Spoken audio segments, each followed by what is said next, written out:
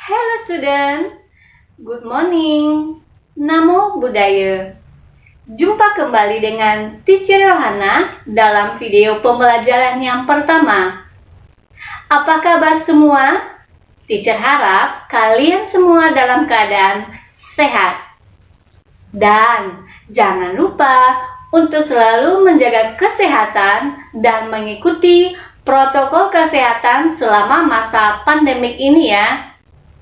Pada kesempatan kali ini, teacher akan mengajar untuk kelas 5, tema 1, subtema 1, dan pembelajaran yang pertama.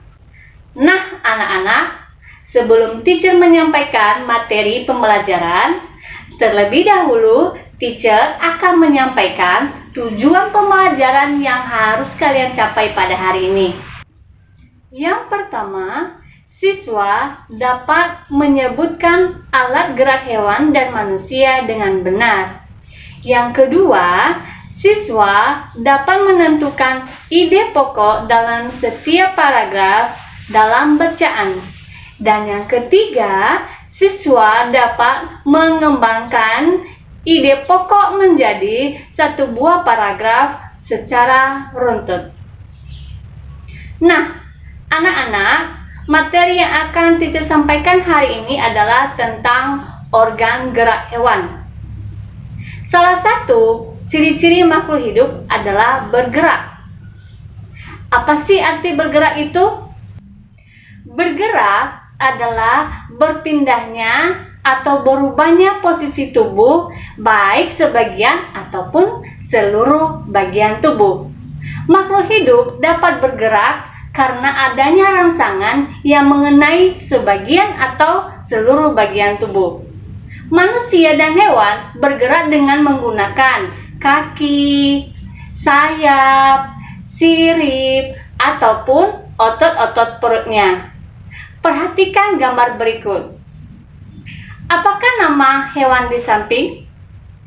Apa yang kamu ketahui tentang gambar hewan di samping? Benar sekali, nama hewannya adalah kelinci.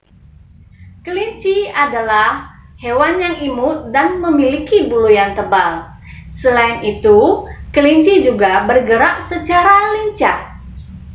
Tahukah kamu mengapa kelinci berlari, melompat secara lincah? Ya, kelinci bergerak dengan lincah karena didukung oleh alat-alat geraknya.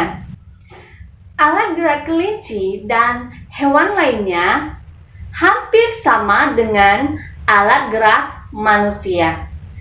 Alat gerak terbagi menjadi dua macam, yaitu alat gerak pasif dan alat gerak aktif. Alat gerak pasif berupa tulang, sedangkan alat gerak aktif berupa otot. Tulang dikatakan sebagai alat gerak pasif karena tulang tidak bisa bergerak sendiri. Sedangkan otot dikatakan sebagai alat gerak aktif karena otot mempunyai senyawa yang membuat dia bergerak sendiri.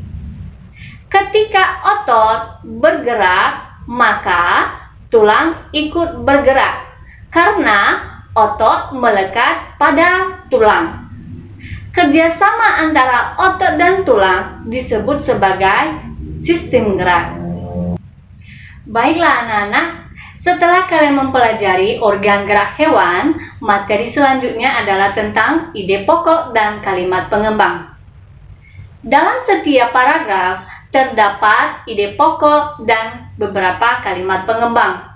Ide pokok adalah gagasan yang menjadi dasar sebuah paragraf. Sedangkan kalimat pengembang adalah cakupan informasi yang mendukung ide pokok dalam satu buah paragraf.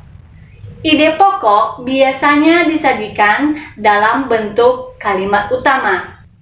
Kalimat utama yang memuat ide pokok di sebuah paragraf bisa berada di awal paragraf, di akhir paragraf, atau di awal dan akhir paragraf. Simak teks bacaan berikut ini.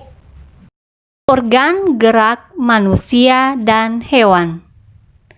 Salah satu ciri dari makhluk hidup adalah bergerak. Secara umum, gerak dapat diartikan berpindah tempat atau perubahan posisi sebagian atau seluruh bagian dari tubuh. Makhluk hidup akan bergerak apabila ada rangsangan yang mengenai sebagian atau seluruh bagian tubuhnya. Ide pokok dari bacaan di atas adalah salah satu ciri makhluk hidup adalah bergerak. Sedangkan kalimat pengembangnya adalah secara umum, gerak dapat diartikan berpindah tempat atau perubahan posisi sebagian atau seluruh bagian dari tubuh. Makhluk hidup akan bergerak apabila ada rangsangan yang mengenai sebagian atau seluruh bagian tubuhnya. Demikianlah materi yang dapat teacher sampaikan hari ini. Untuk selanjutnya, nantikan video pembelajaran yang kedua.